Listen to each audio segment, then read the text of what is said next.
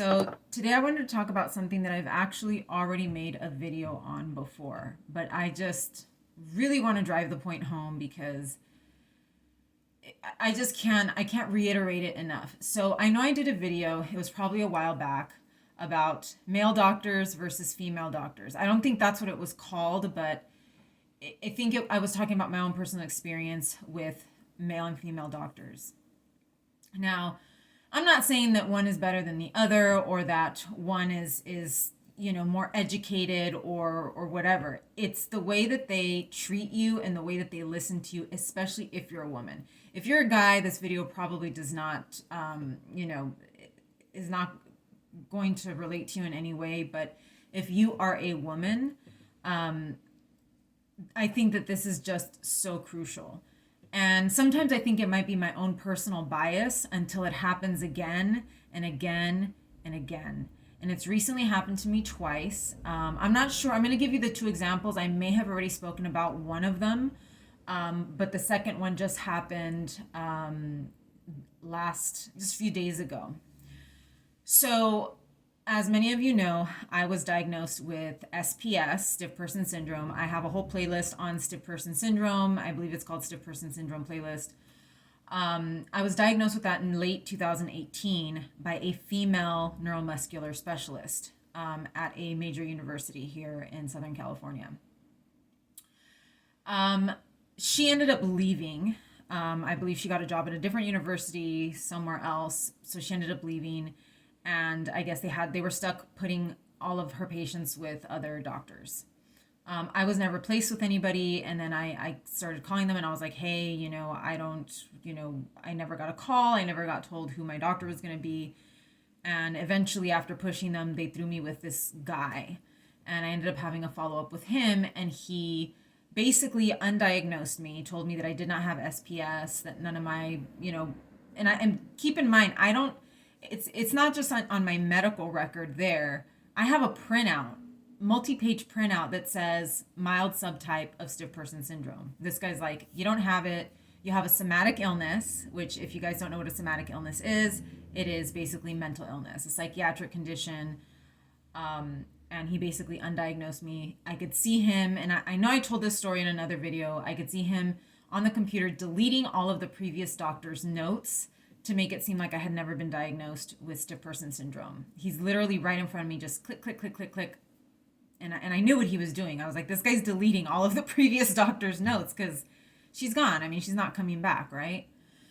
So I was like, okay, whatever. Like, I'm not going to fight with this guy. I did tell him, that he should refer me to psychiatry. And he even argued with me over that. And he's like, oh, no, somatic illnesses are very difficult to treat and blah, blah, blah. And I said, but if I have a somatic illness, you should send me to a psychiatrist or to psychiatry. Oh, no. It took me, I think, 3 times until he finally gave me the number. I don't think he gave me a formal referral because I was never contacted by that department, but he did eventually give me their number, and I guess it was just up to me. I wasn't, I know that I don't have a psychiatric illness. I just kept pushing. I agreed with him. I said, fine, if I have a somatic illness, then you need to send me over to psychiatry. And I just wanted to see how much it would take for him to actually do it. So that was my experience there, going from a female neuromuscular specialist to a male doctor. I mean, night and day. One doctor that diagnosed me with a rare autoimmune illness, and another doctor that was like, no, you're just crazy, basically, or you're mentally ill, and it's not treatable, right? You're mentally ill and there's no treatment for your mental illness. He was just a very smug, and he was a guy. I would say he was probably about my age. I don't think he was much younger than me. And just awful, just an awful guy. Now, recently, if you've been following my channel, I'm not sure. I mean, I have been making videos pertaining to my recent issues. I've decided to focus more on my GI issues because that's, I think, what really deserves most of my attention right now. I've been losing a lot of weight. I've been told I have SIBO by a couple of doctors. And I've also been on a lot of antibiotics over the past year, and all of that affects your GI. So I've been seeing a doctor I recently moved, but I'm still seeing all of the doctors, from where I was previously living, which has been a bit of a hassle because I have to drive out there. But I kind of don't want to, stir up anything until I know that that I feel completely settled here where I'm at. So I've been going back there. I was referred, I requested a referral to GI last year because I needed to get a colonoscopy done. And this was something that I knew I needed to get done. I had been told multiple times by different doctors, you need to get a colonoscopy. And I didn't want to do it. But I had to bite the bullet and do it. So I had my primary care who is a woman, and she's good. I had her refer me to GI, who happened to be a guy. I think he was the only available GI doctor at the time. He's a guy. He's a young guy. I believe he's probably younger than me. And so he's very nice. I can't say that he's not a nice person. Every test that I've asked for, he's gotten it. The colonoscopy, endoscopy, parasite testing, things like that. But he's just very focused on, SIBO. You have SIBO, you need to do SIBO testing. He's told me twice or three times to do the SIBO testing. He's apparently ordered it, and I have heard absolutely nothing because they have to refer out. I have heard nothing. He's ordered it twice. I've heard absolutely nothing. I go back and I tell him, like, is there any other testing for other parasites or for any other kind of issues? He's like, no, that's all the testing there is. And it just goes back to SIBO. When I first saw him, he advised me to go on the low FODMAP diet, which I've been on for years at this point. That was the first appointment. Then the second appointment, it was just like, yeah, you really should do the SIBO testing. And I was just like, I guess, like, what are we going to do? I can't take any more antibiotics. They keep making me sick. By the third appointment, suddenly the tune changed because I keep losing weight. And he suddenly was like, well, you're on a really restricted diet, right? My weight loss is not due to any kind of illness or something that's going on with me. Now it's just that I'm just on a very restricted diet. From the first appointment to the third appointment, the first appointment, you need to go on a low FODMAP diet. Here's a list of all the foods you need to avoid. Now on the third appointment, it's like your diet is way too restricted, right? Your weight loss has nothing to do with some kind of illness or some kind of problem in your GI. You're on a very restricted diet. I had already told him at the second appointment that I had incorporated, like heavier carbs, potatoes, gluten-free pasta, stuff like that. And it just completely slipped his mind, right? And then he went right back to the SIBO testing. You should get tested for SIBO. There's absolutely no other, I've brought up different tests to him. I mentioned the GI map to him and all these other things. And it's just like, we don't know what to do with those tests. So, and he even, one of the things that I noticed is that he sighs a lot. He's just like that kind of thing a lot during our appointment. And I'm just like, what's with this guy? He's very quiet. He seems to be listening, but I'm kind of like, is he listening or is he just just doesn't want to say anything to me? And I'm just like, I don't want to argue with him. I finally caved in again and told him, fine, let's move forward with the SIBO testing at this third appointment. I saw him in March and just nothing. I've gotten no phone call, nothing regarding the SIBO testing. So now that I am, I'm living in a different area. I think it's over 20 miles away from where my doctors are at. And I've seen a couple of different GI doctors, some of them by accident because I thought that I had been referred to one and it was the wrong doctor. But I was like, you know what? I'm going to look for a doctor close to where I am. I'm going to look at reviews and see, if I can find someone else. So I found this gastroenterology group close to where I live. It's probably 20 minutes away, which is not bad. And they have pretty good reviews. They have several doctors. All of them seem to have, good reviews and a good reputation. But they're very busy. So I was just like, I gotta try it. I had to wait, I think, a couple of months for the appointment, and they set me up with whoever was available, which happened to be a female nurse practitioner. I said, I don't care, just give me someone. I do believe that they work with GI map a little bit. It's not their primary test that they use, but they're not against it. So that was kind of one of the reasons that I wanted to go to this particular place. So I finally had my appointment with her. She's relatively young. I want to say that maybe we're close in age. I always think that I'm a lot younger than I am. Obviously, I'm not. You guys can see I'm sprouting some gray hairs. But I'm thinking that we're probably around the same age range. And I was like, I was, sometimes when it's not a doctor, it's a nurse practitioner, you're just kind of like, but I was like, I don't care. I just want, someone different, someone else besides the GI doctor I've been seeing. I also had an appointment at a major university for GI, and it was awful. One of the worst doctors. And she was actually a female, but she was one of the worst doctors that I've ever had to deal with. But overall, my experience with female doctors has been more positive than negative. And this is another example of that. So I saw her a couple days ago, and I go in, I bring everything, my colonoscopy results, GI map, my Viome. I did do a GI map Viome comparison. Watch out for that video if it's not already up. I gave her everything, and she took copies of whatever I gave her.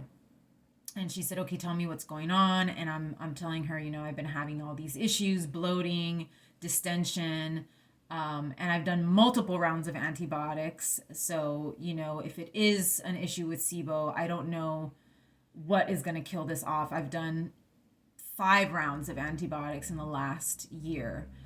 And every time I get really sick. And I told her, I said, it's just, the bloating is relentless. It just doesn't go away. It takes months for me to kind of come back to a sort of, to my baseline.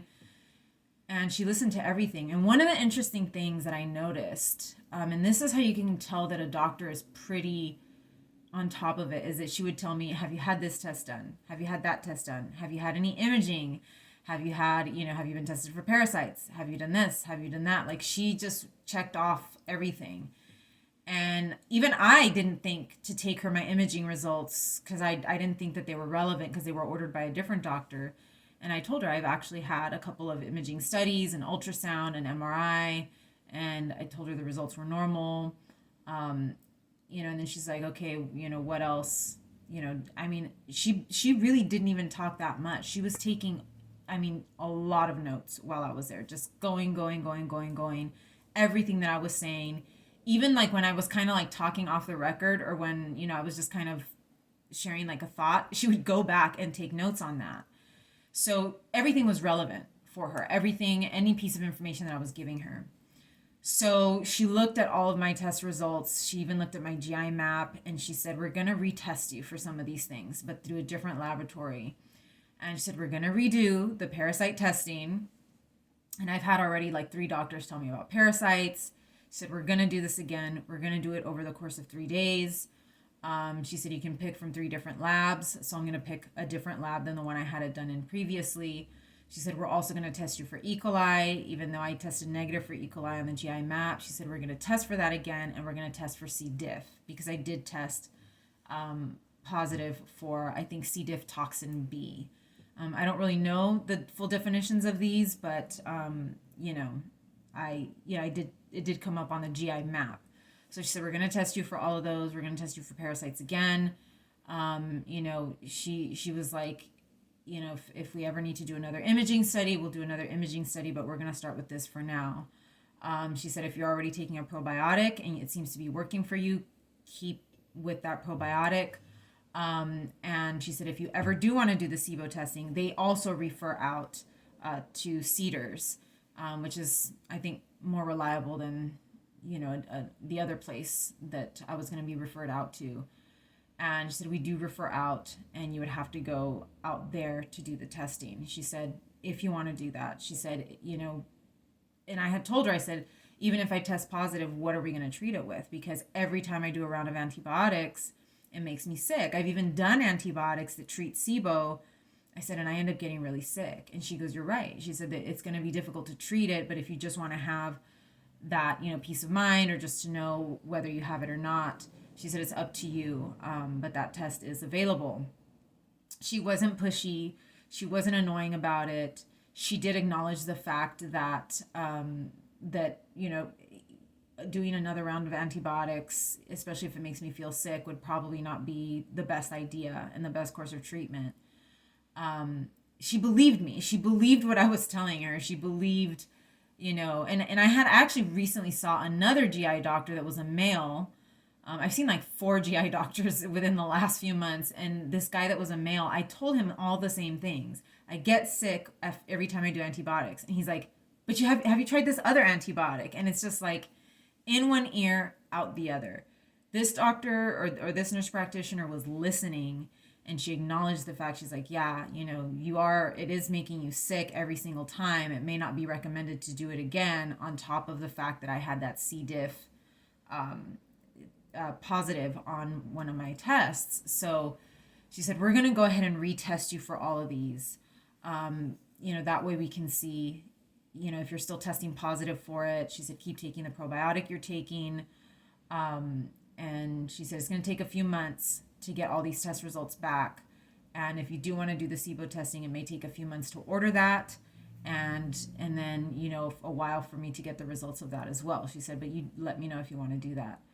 So again, the difference is night and day. The listening part is guys just don't listen, I guess. I don't know. I really don't know. I did have that one bad experience with a female doctor at a university recently, and she just has bad reviews across the board. I mean, with everyone. That I think is just more of a personality thing. But all the female doctors I've had, I have had some bad ones, but overall, if you're looking for a doctor to listen to, if you are a woman and you're looking for a doctor to listen to you and listen intently and take what you're saying seriously, I would highly recommend a female doctor. The difference is crazy. It's unbelievable, that it would be so drastic, the difference. And I just wanted to make this video again because, it just proves the point. Yes, are there crappy female doctors? Yeah, there are. But, when I switched from one, when I saw already 3 GI doctors, 2 of them were male, and it was the same thing with the male doctors. With the female doctors, I feel like there's more of a chance that you'll be listened to. Yes, there's bad ones, but the doctors that do listen to me and do take me seriously have always been female, and the neuromuscular specialist is a huge example of that. I mean, she was just, compared to the guy that they replaced her with, he just refused. I mean, he was even like, oh, you have a somatic illness. It's all in your head, basically, which is just, an excuse to not treat a patient or to just get a patient out of your hair because you're too lazy to do the work. So, I just wanted to bring that up. And, if it ever happens again, I'm going to make another video. I'm just going to keep driving the point home because it's not a coincidence. It's not a coincidence. And I think there is a lot of awareness, especially, female physicians or female nurse practitioners. I think they are all coming to an awareness because they've experienced it probably themselves, that women are not listened to when they go to the doctor, that women are not taken seriously when they go to the doctor, and that, women die. We know the rates of the maternal death rates in this country, because they're women and they're not taken seriously. So, I think a lot of female doctors, nurse practitioners, nurses, they are getting the message. And they are understanding what's going on, and they want to change that. And I noticed that. I really didn't expect this level of professionalism, from this, not because she was a nurse practitioner, but because I was kind of like, I felt like it was kind of a shot in the dark because I had already seen so many GI doctors, and she was definitely intent. I'm surprised that she was reordering tests, because usually doctors would be like, that test was already done, we don't need to do that. And she was like, no, we're going to do it again. She said, we're going to do it again, and we're going to do it like more specific, more days. You know, she was giving me tips like, this is, if you do this kind of test, giving me tips on how to do it so that it's like more effective and more accurate. So, I couldn't be, it made me feel so at ease. Like, cause I was really just, I had an appointment with a different doctor, for some results, and, I was a little disappointed, I guess, but, I was like, I need to see a doctor, and so, a specialist. So, this made me feel better. I actually did feel better after that appointment. I didn't feel so down, because I was feeling kind of like hopeless in a way.